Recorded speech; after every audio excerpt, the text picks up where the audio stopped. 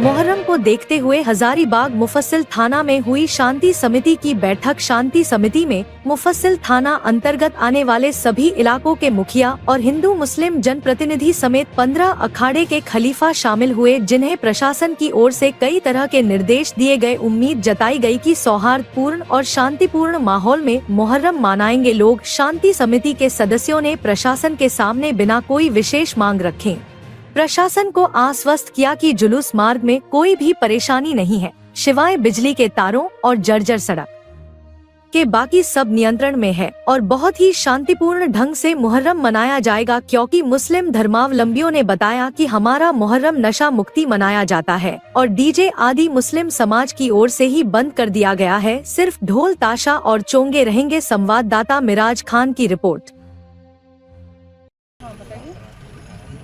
Ma'am तो जो बताएं वही बस हम लोग मतलब जो रोड का इशू है। जी जी, मतलब कहाँ से कहाँ तक बोल रहे लाइन वाले तार जो बीच बीच में ये जो रोड का जो आप बोल रहे गड्ढे है वो कहाँ से कहाँ तक? नीम पेड़ है ना, हाँ। वहाँ से लेकर के पहाड़ी चौक बोलते हैं, जहाँ तक हम लोग गोल लगाते हैं जब खेलते हैं, हाँ। वहाँ तक यही खड़ा। पहाड़ी चौक के पास बोल रहे हैं। जी, नीम पेड़ से पहाड़ी चौक आधा किलोमीटर भी नहीं होगा मैम। और ये और 9वीं को निकलेगा, ये थोड़ा सा ज़्यादा होता है। टाइमिंग तो आपको थाना प्रभारी महोदय बताएंगे, ठीक है, कि क्या टाइम पे निकलेगा और किस मतलब 16 की रात को 16 की रात को तजिया लेकर जाएंगे कहाँ? करबला में? नहीं, करबला नहीं, हम लोग गांव में ही गश्त करते हैं। तो तजिया कहाँ से उठाएंगे और कहाँ लेके जाएंगे? मस्जिद के पास से ही निकलेगा और पूरा गांव घूमते हुए फिर मस्जिद में ही एंड होगा। ठीक है, वो रात को वापस आ जाएंगे ना? हाँ, और रात में ही सब प्रोग्राम। नमाज नहीं, नमाज के बाद ही होता है। रात को रहता है ना? हाँ? मस्जिद में रहेगा? मस्जिद में तो प्रोग्राम अलग होता है, उससे प्रवचन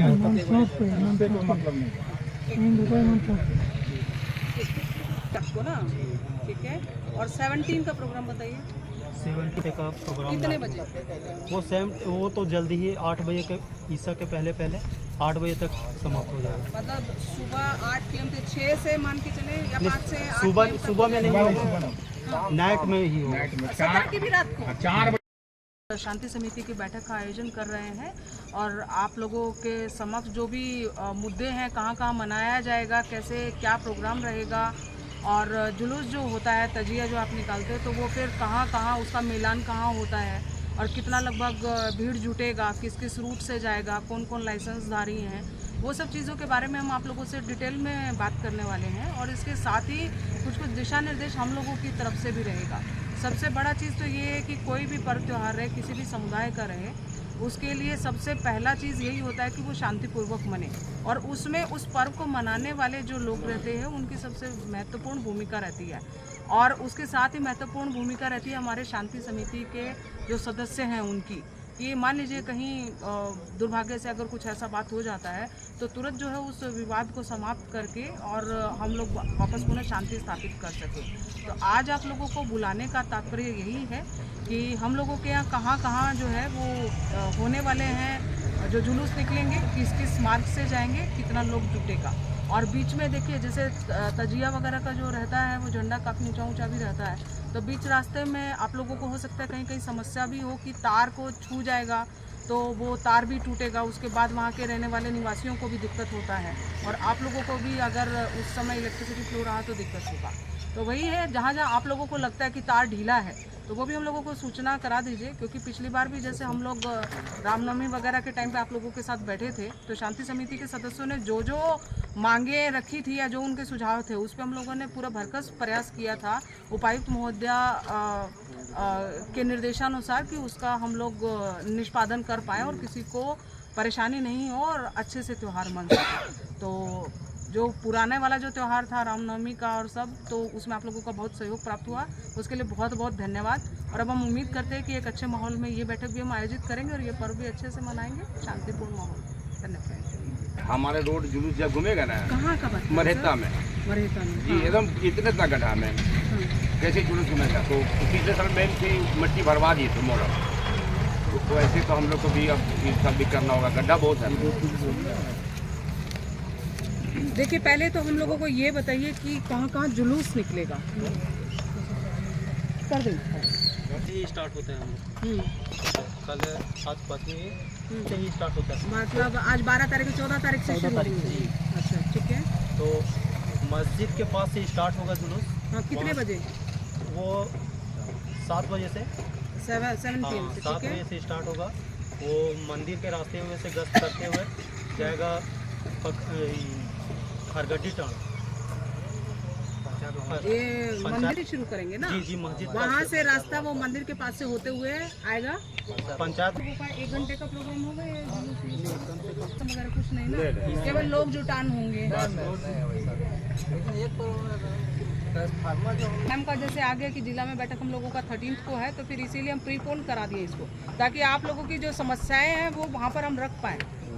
जो भी संबंधित विभाग है, क्योंकि विभाग को ही करना है। अब जैसे इलेक्ट्रिसिटी का जैसे आप बता रहे हैं, तो इलेक्ट्रिसिटी का तो विद्युत विभाग ही देखेगा, तो इसीलिए आपसे पूछा जा रहा है। तो वहाँ पर एक ट्रांसफार्मर का इशू बता रहे हैं आप। आज प्रत्येक वर्ष की भांति इस वर्ष भी मुहर्रम को लेकर के मुफस्सिल थाना क्षेत्र में मुफस्सिल थाना क्षेत्र के अंदर जितने भी अखाड़े आते हैं उसके लिए यहाँ शांति समिति की बैठक रखी गई थी। सरकार पूर्व की भांति इस बार भी डीजे पे और सोशल मीडिया पे गलत मैसेज देने के लिए प्रतिबंध लगाए हैं।